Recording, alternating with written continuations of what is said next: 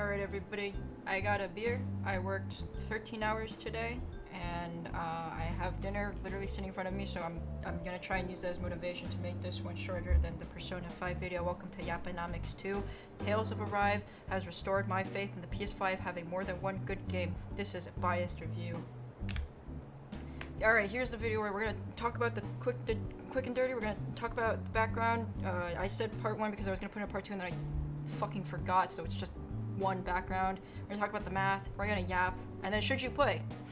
Here are my disclaimers for the people who I have included in this video, except for one person who did not get back to me, but he is still credited. I like the game! Yay! Congrats!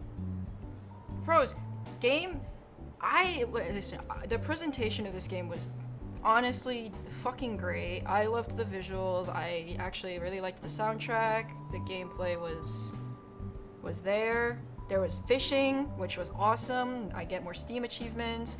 I love like the enemies to lovers trope. I love slow burn, even though I fucking hate it when they don't start sucking and fucking within the first like 5 minutes, but you know, you get invested when it's slow burn, so I do love that.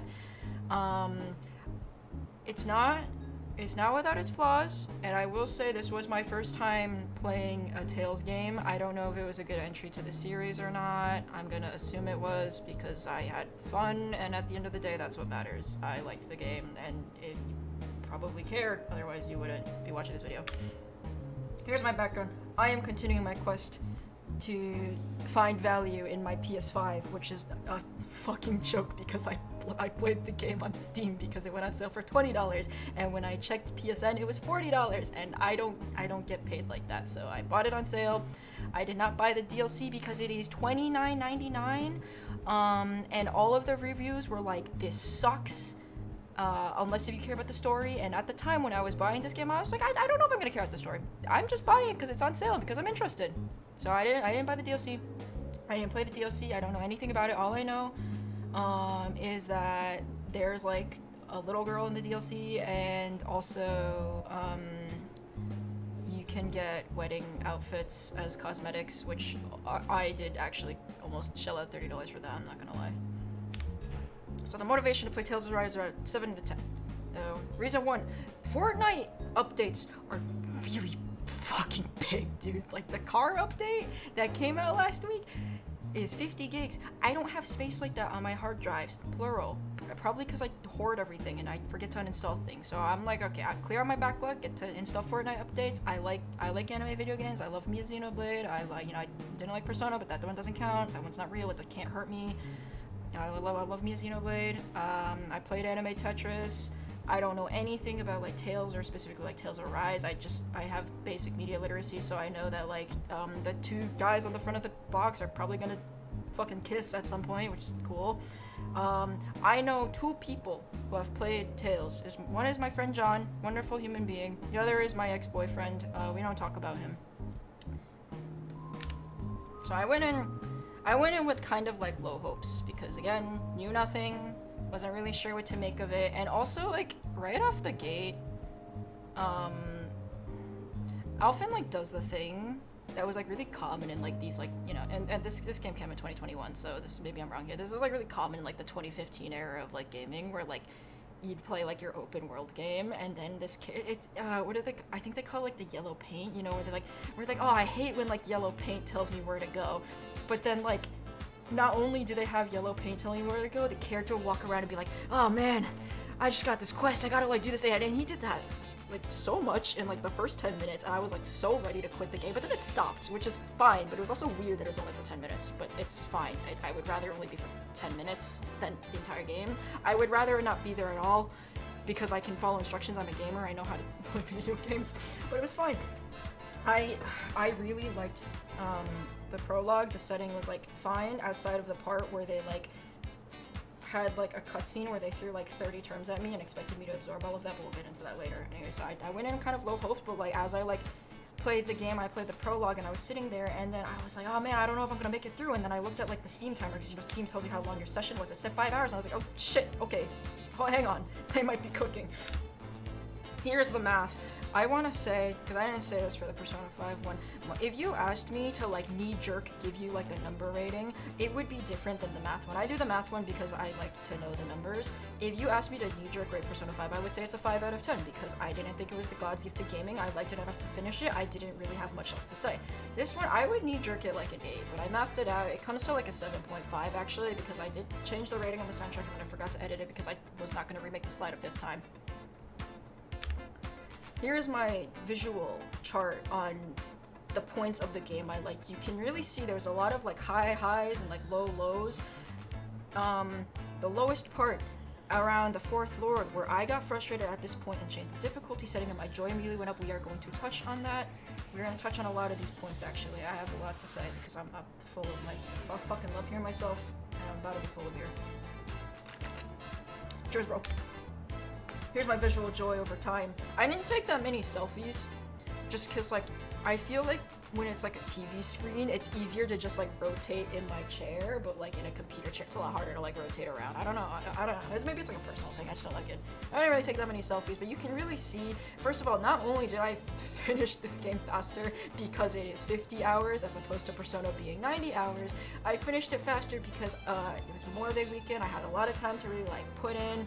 And I was invested. I cared about the story. I cared about the characters and their motivations. You know, I wanted to know more. I was having like fun, kind of. And I you know, the payoff at the ending was great. I loved it. Well, I was a little sad, but I loved it. Alright, here's the plot.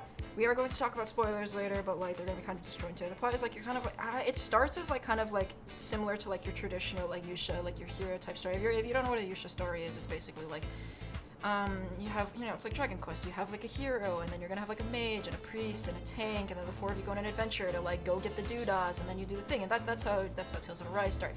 Except there's 6 of you, and you're collecting 5 things instead of 4 things, and then also there's like a romance subplot, which a lot of people said was awkward to start, and I think they just kind of don't really see the vision personally, but we'll get more on that later when we talk about the characters. The plot has like slavery and classism, which I think is first of all, it's woke, it's epic. You know me, I love wokeism in my games. I unironically am more interested in Assassin's Creed after they put in Yasuke than before they put in Yasuke. I think it was, I mean, slavery is like, it's like, you know, it's a good like backdrop setting. This is such a dangerous fucking statement. It's a good backdrop in a setting, but I think the game is kind of like, because it's T-rated, and I'm assuming that other games are like this, because again, I've never played Tales, so I don't know. It's not heavy, and it's not bleak, and I think that's fine. You know, like, 16 is very bleak, and unironically, sometimes it's kind of hard to keep playing 16, because 16's a good game, I love that to bits, but I think it's kind of hard to play 16 sometimes, because it gets sad, and then it stays sad for a really long time. So, there's this one thing in media and storytelling. It's called decompression. It's when shit happens and then you just let your, like, you know, you let your characters, you let your dudes, you let their plot, you let them take a breather, you let them take a break, get like your fucking hot spring scene, you like go to like the library, you fucking eat a fun dinner together or something, you know. It's just, it's not always gonna be doom and gloom, and I think that's fine. And this for me is good, because all the single player games I've played in like the last like 2 to 3 years has been like the uber serious like JRPGs for like grown men who want to talk about like real shit. You know, I played like Xenoblade 3, I played fucking Final Fantasy 16, I played Persona 5, there's probably other ones that I just don't really care to remember. So I played Tales, and then I went in and I was kind of confused because I was like, okay, there's slavery, so it's gonna be serious all the time, and then it wasn't, and then I was confused because I was like, oh, so is this serious or not? And then I realized excuse me, oh my god, I need to appreciate Tales for Tales and not Tales because I want it to be like my other favorite games of all time, and I think it's okay for it not to be that. I think it's fine for it to be its own thing. Here's my character tier list. This is not characters that I like. I like Shion the most. Law is not the character I hate the most. He's just the one I liked the least amount. I still liked him, I just didn't like him the most. I think the world building, maybe I just didn't get it, right? Because again, I was just playing this in like one straight shot over like 8 or 9 days, and I didn't really give myself time to like really sit down and decompress and like absorb all of like the details and like the lore and the intricacies. So maybe that's on me, and that's okay because this is my review and I'm not IGN. I don't give a shit about that. I think the world building was kind of flat if you like wanted to dig into it outside of like the perspective of the party members. I think using Alphin's amnesia as a vehicle for like learning about the lore is fine. I think that's interesting, but I like did you really there was like so much I wanted to like I had like little like minor details that I wanted to know, like for example like how does like Alphen and like Law like know how to read, how do they know how to read, because like they grew up as like slaves or whatever, right? And like that's not like something that you need to fucking know, and it's not something that matters, but it's still something I was curious about because that's like, you know, that's world building, that's how this shit works. I liked Shion the most. I really enjoyed her introduction, how she's a character who like no nonsense, like wants things to go her ways. She has like her motivations, she's like willing to be ruthless about it, and then like watching her open up I think is awesome. I liked Rinwell. I think she got a lot of attention compared to the four people in the party that are not named Alphen and Shion, because she can talk to the astral energy, which is a stand-in for mana or ether or magic or whatever. And I think like attention on the group dynamic was like very unfairly split as a result of that. Which I don't think is a bad thing, because at the end of the day, like I said, this is a Yusha story, so it's gonna focus mostly on Alphen, and that's fine.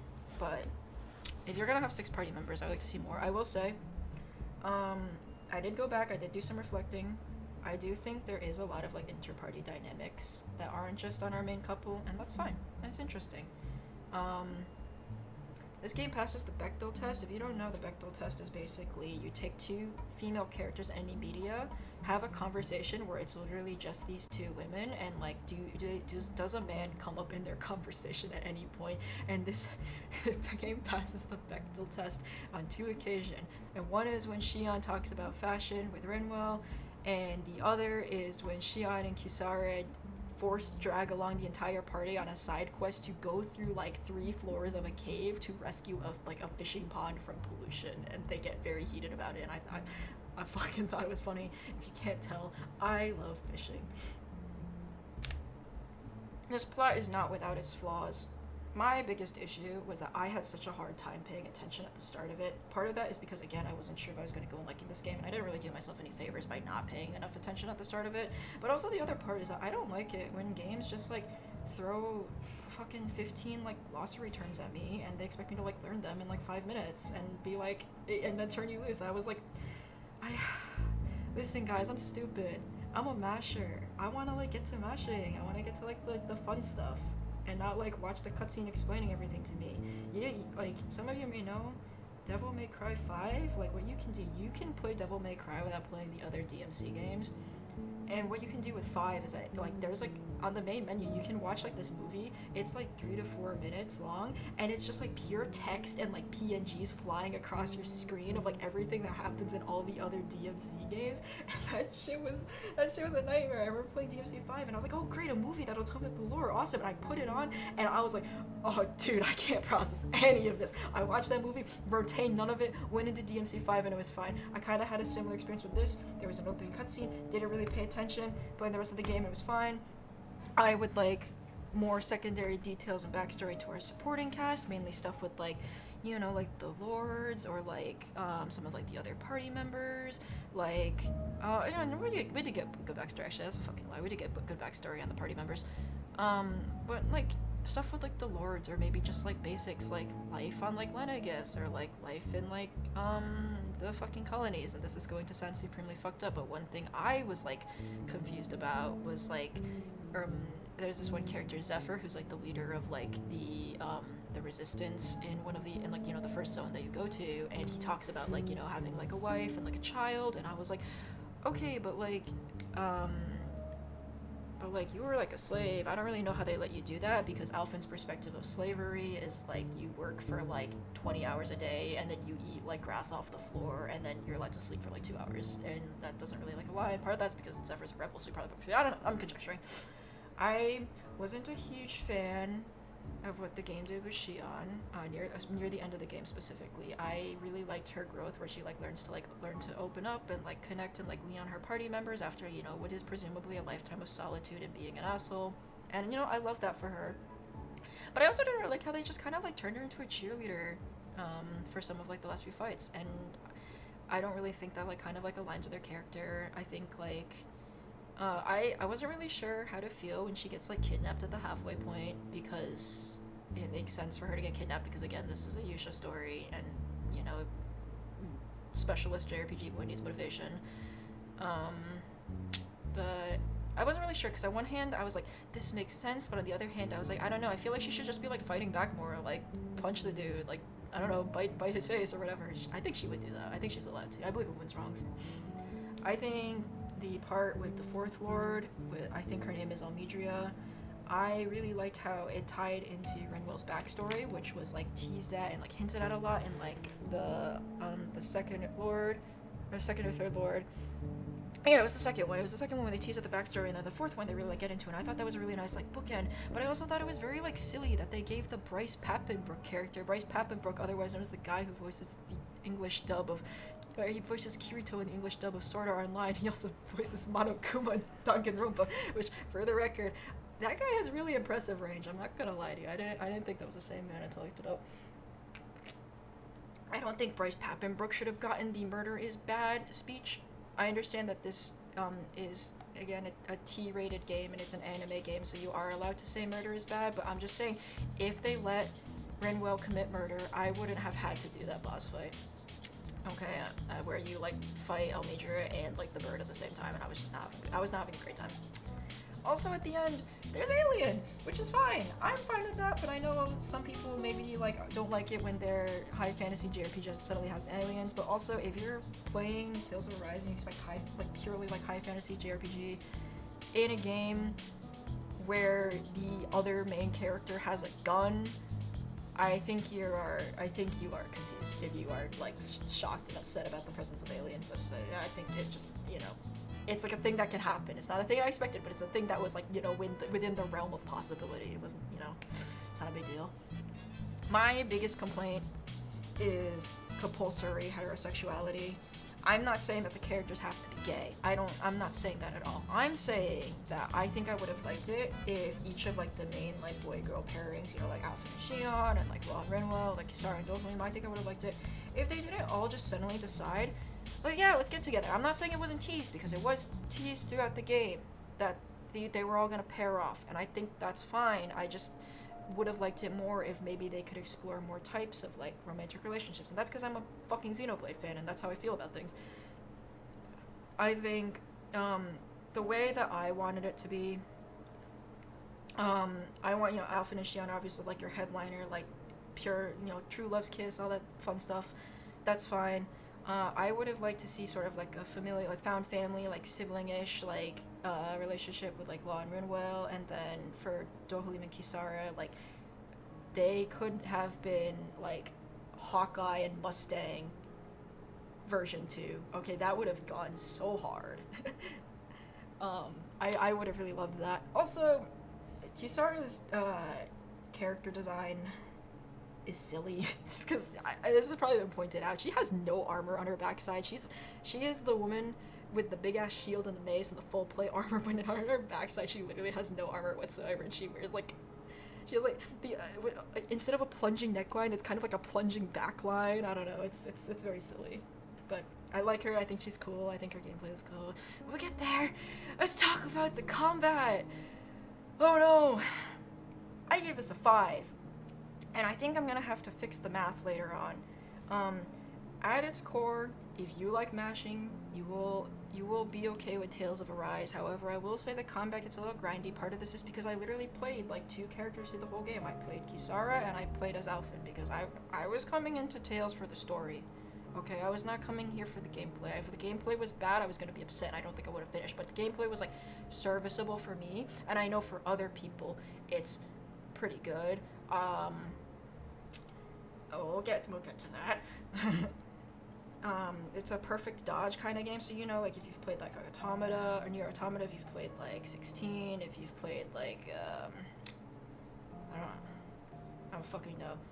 The game where you can press the dodge button, and if you time it right, you get rewarded with like a slowdown and like an extra damage on your counterattack, you know, with like a perfect dodge ARPG. It's kind of like that, except you also have like cooldowns and like button costs and shit like that. You have like hit counters. I've been told there's like an infinite in this game. I couldn't find it. It feels really good to learn the systems. You get like boost attacks, which are basically each of your party members gets like one like thing, like they get like a special like thing they can do, and the idea is like you use that thing to like combat specific enemies. So like there's limited enemy types. So like for example, Law punches through armor, Rinwell stops casters, like Shion shoots down flyers, like Kisara stops chargers, shit like that. And that feels really good to like when you start to like learn and master like sort of like, oh, I like recognize what this enemy's doing, I know which party member is good at countering that feels really good to learn. And the animations feel really good, the presentation on that feels really good. We'll get back into that later. Can I handle myself? I would have liked clarity on actions that are cancelable. I would have liked more like, I guess, variety in like the things I can do, and I think part of that is just my fault because again I played 2 characters through the 50 hours. Oh my god, this song is. I played 2 characters throughout the 50 hours of this game, and it's probably my fault why it got stale. Also, SS looks cool. Why did I rate the gameplay low? I'm gonna tell you why. Because I couldn't see shit during any single fucking fight. Okay, I'm gonna link a bunch of videos. Okay, I'm gonna link a bunch of videos. I'm gonna show you like all the cool things that people can do. In all of those videos, it's because they set their party members to not take any action, and it's really just like the first person recording, like going ape. And listen, they look great. They played the game way better, way more technical than I did. All right, they are fucking good at gaming. I was just mashing. But like, listen, guys, I raid in Final Fantasy XIV. I play League of Legends. These are games where it looks like ants fighting over Doritos, okay? And like, and I could, when I would play like Arise, I would get like confused and like lost like frequently. Like I would get like turned around with like my camera. I would like not really know where I was like going. I wouldn't really know what I was like aiming towards. Part of this is because like the lock-on system kind of blows. So it's like if you spin your camera so like what you are targeting is off your camera, if you tap lock on, it'll just whip it back around to like what your initial target. But if you like do it a second time and then like tap lock on it, the game will be like, oh, you want to look at something else, that's fine. And that was frustrating. I don't like fighting the camera while I'm fighting dudes. This game also has the problem that Xenoblade does, where they're fucking shouting their attack names nonstop, but because because you can do combos and because it's an ARPG more than Xenoblade is, they're yelling a lot more, and also the audio mixing is very loud, and they're yelling very loudly. And there's this one thing near the end of the game. Alphen is voiced by Ray Chase. If you don't know Ray Chase, I'm gonna take a minute to pause, go to YouTube, and then search up Super Smash Bros. Ultimate Roy Star KO Scream. That's Ray Chase. And they have if you are in a late game boss fight and Shion dies, Alphen will fucking scream so loud. And listen, that's the ultimate wife guy. You can absolutely scream for your wife. I'm like fine with that. It's so fucking loud that I literally had to pause the game because I was like, oh shit, dude, like that was way too much for me. Also, the screen shakes. I don't know if it's disableable. I couldn't figure out if it was. If it was, I think it would increase my enjoyment of combat a lot. The human bosses were like really hard to hit because like a lot of like, from what I could tell, a lot of like the game was like designed around the fact that you are hitting like these monsters, like these Zoogles that are like at least like twice your player size, or like maybe up to like 5 times the size of your character. So these are big swings, and comparatively the human sizes are like much smaller than the bulk of the enemies that you actually do fight. I did like the big monster fights, Gaijins, I don't know. I liked those fights. Again, I found it weird that the final boss was easier than some of the side quest bosses. I think part of that is because, like, in a game like this, the final boss is spectacle and not necessarily, like, pinnacle of challenge, right? That's what post-game is for. I didn't do that because I got lazy.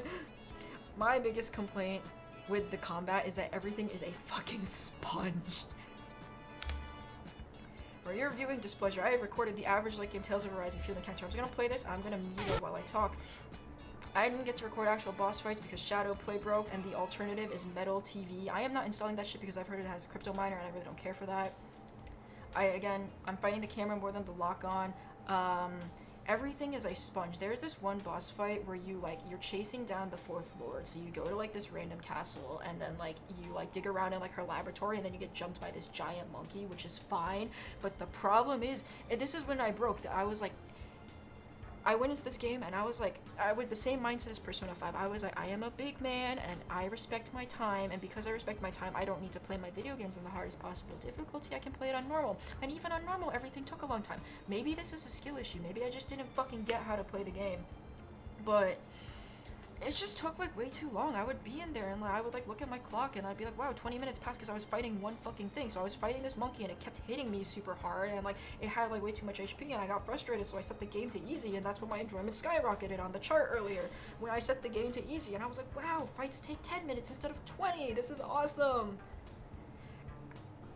In spite of all these complaints, at its core, I liked mashing. It felt good to mash. I didn't really feel like I was like losing steam up until the very end of the game. I had fun. I had enough fun to play through the game. I cared about the story. I cared about the characters. And also, oh my god, fuck, I cared about fishing. Dude, fishing was awesome.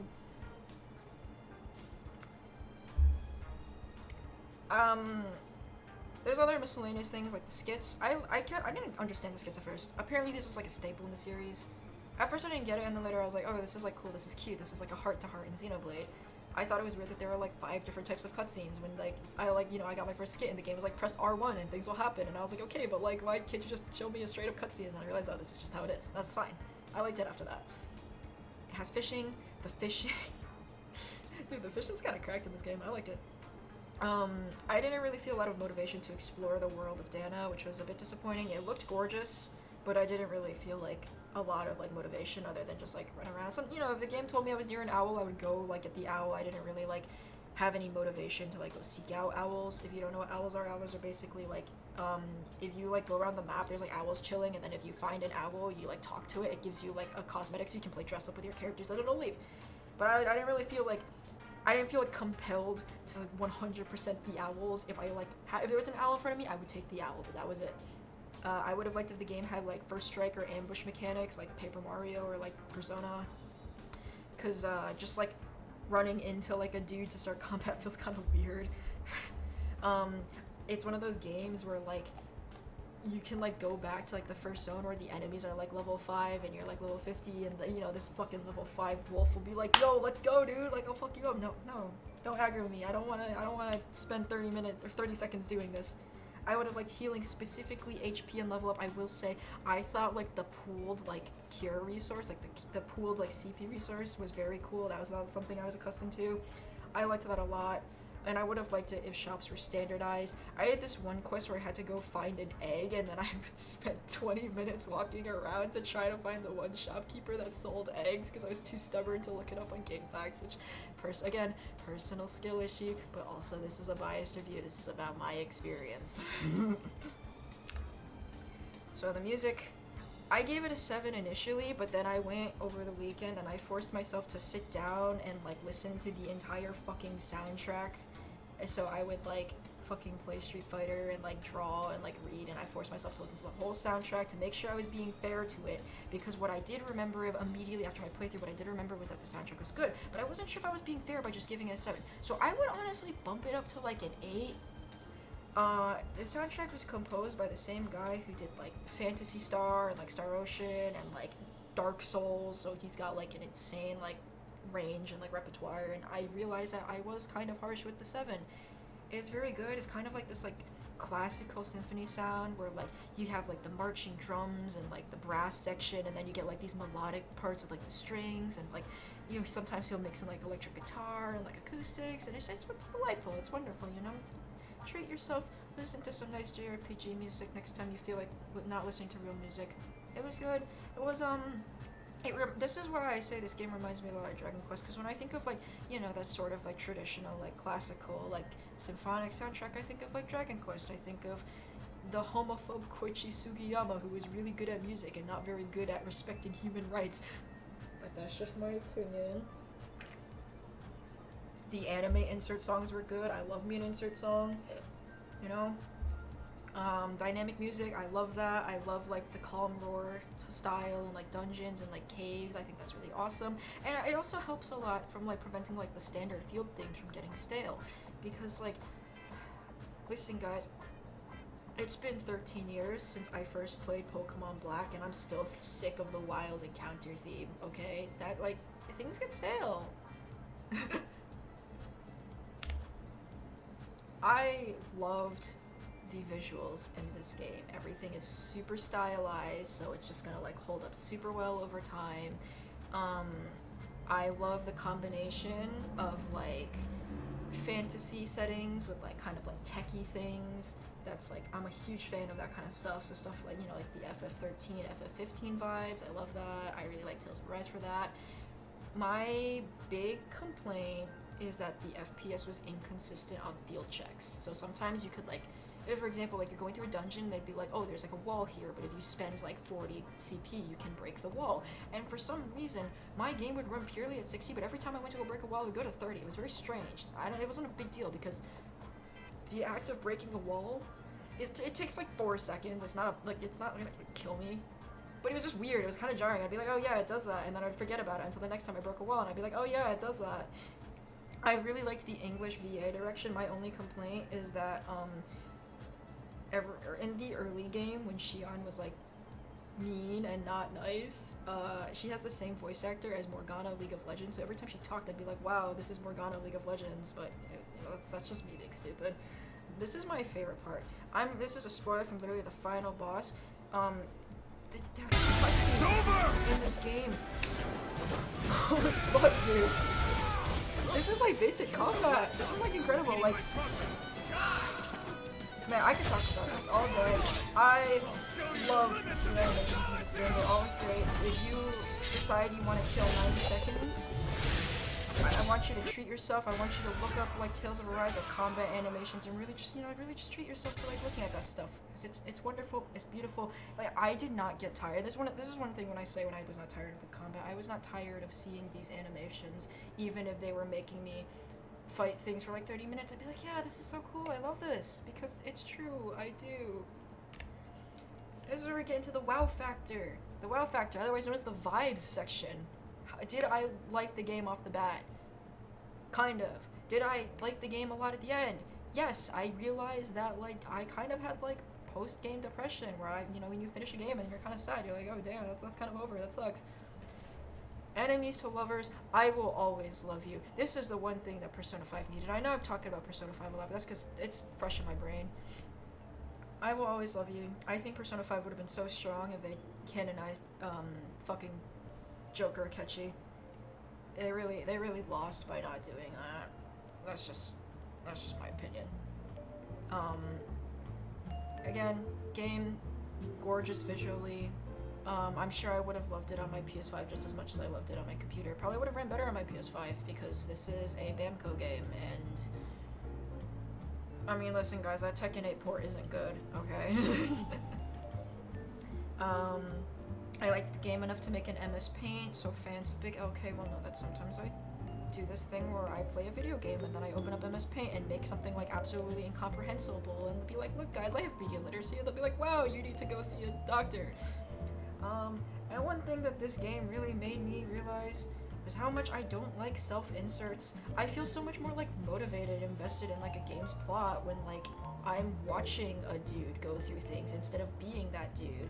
I was really invested in like Alphen's journey and like his relationship with Shion, whereas like with Joker, I didn't really feel like Joker himself, like Joker as the person and not like me as David-san. Okay, I didn't really feel like Joker was like motivated to like do things, whereas like if something happens, like Alphen will comment on it and then like interact with his party members and then like develop his own opinion, and it's okay for your main character to not have the same opinion as the player, and I think that makes it more interesting when games are like this. I don't like self-inserts. I could talk about this for 30 minutes, but I'm not going to because that's not the point of yapanomics. Now, should you play Tales of Arise? Do you like anime? Do you like Xenoblade? Do you like the holy trinity of AA JRPGs of Tales, Trails, Ys? Yes. if you don't like it, if you don't like Dragon Quest flavors, if you like want to play like Nioh or Rise of the Ronin or fucking Devil May Cry or like Final Fantasy 16, just go play that. Don't go into this game expecting something highly technical. Maybe you can. Honestly, maybe you can. But that's not what I went in for. That's not what I was here for.